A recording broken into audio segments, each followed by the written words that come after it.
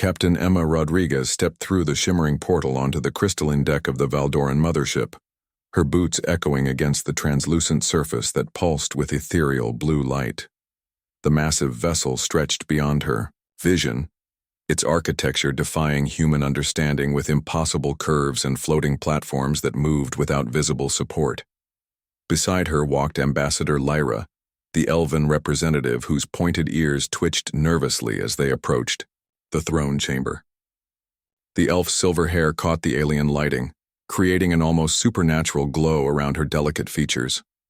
Her green eyes darted between Emma and the towering alien guards that flanked their path. "Remember what we discussed," Lyra whispered, her voice barely audible above the humming energy that permeated the ship. "Queen Veltara has never spoken directly to any species other than her own people. This audience is unprecedented." Emma nodded, adjusting the translation device clipped to her collar. 3 months ago, first contact with the Valdoran Empire had nearly ended in disaster when their diplomatic envoys had refused to acknowledge human authority. It was only through Lyra's intervention, leveraging ancient elven protocols, that this meeting had been arranged. The throne chamber doors parted like liquid mercury, revealing a vast space that seemed to extend infinitely upward. Bioluminescent vines cascaded from impossible heights, their soft glow illuminating the approach to the throne. Queen Veltara sat upon a living seat that shifted and breathed beneath her, its organic curves complementing her alien form. The Valdoran queen was magnificent and terrifying in equal measure.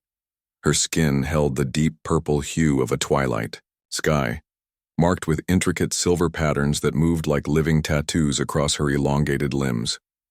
Forearms gestured gracefully as she observed their approach, each movement precise and calculated.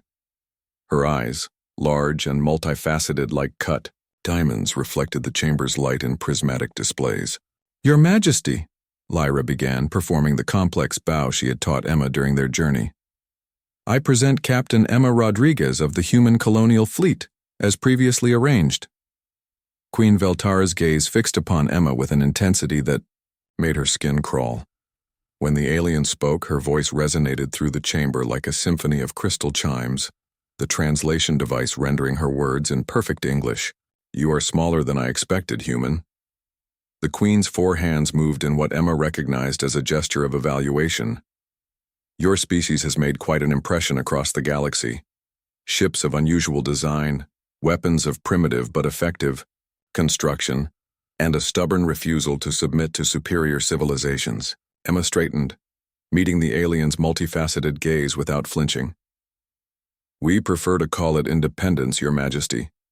Humanity has learned that freedom must be earned and defended."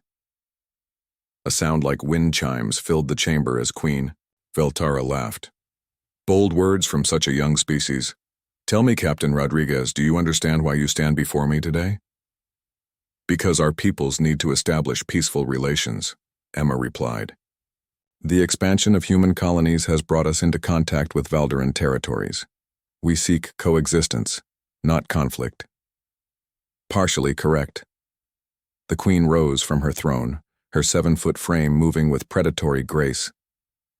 "You stand here because your friend, Ambassador Lyra, convinced my court that humanity possesses something we have never encountered in our 3,000 years of galactic dominance." Lyra stepped forward slightly, her diplomatic training evident in every movement. "Your Majesty speaks of humanity's unique perspective on cooperation between species. The Elven councils have observed human behavior for decades, and we believe—" "Silence, elf." The command came without malice but with absolute authority. Queen Veltara's gaze never left Emma. "You have served your purpose as intermediary. Now I would hear from the human herself." Emma felt the weight of the moment settling upon her shoulders.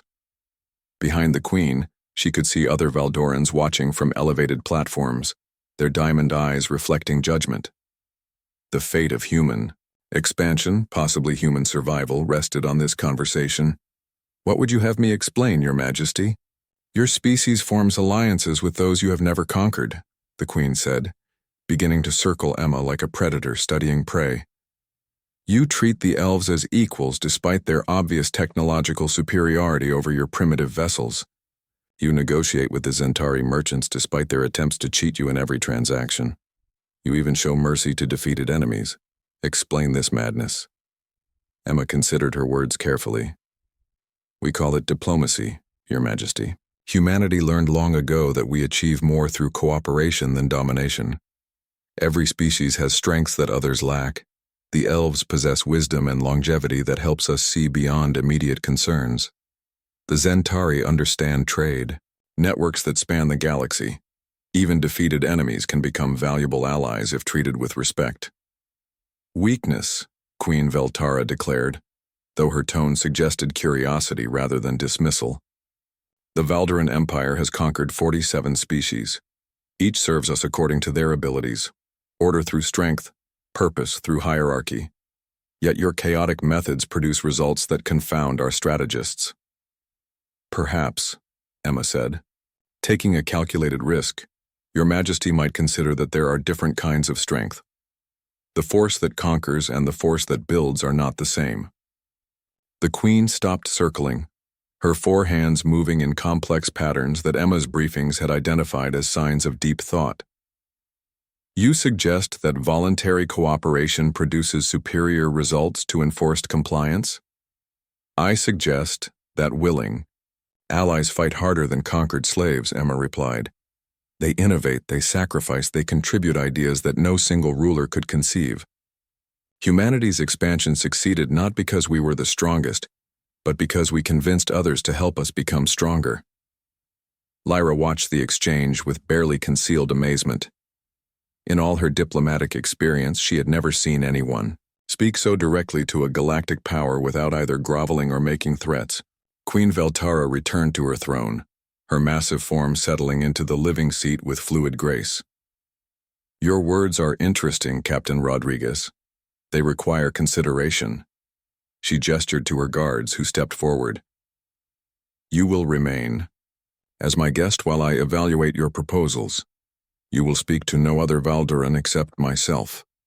Any attempt to communicate with my subjects will result in immediate termination of negotiations. I understand, Your Majesty. Do you? The Queen's diamond eyes glittered with something that might have been amusement. You are the only human allowed to speak to me, Captain. In 3,000 years, no alien has been granted such privilege. Do not disappoint me. As the guards escorted them to their quarters, Lyra whispered urgently, Emma, do you realize what just happened?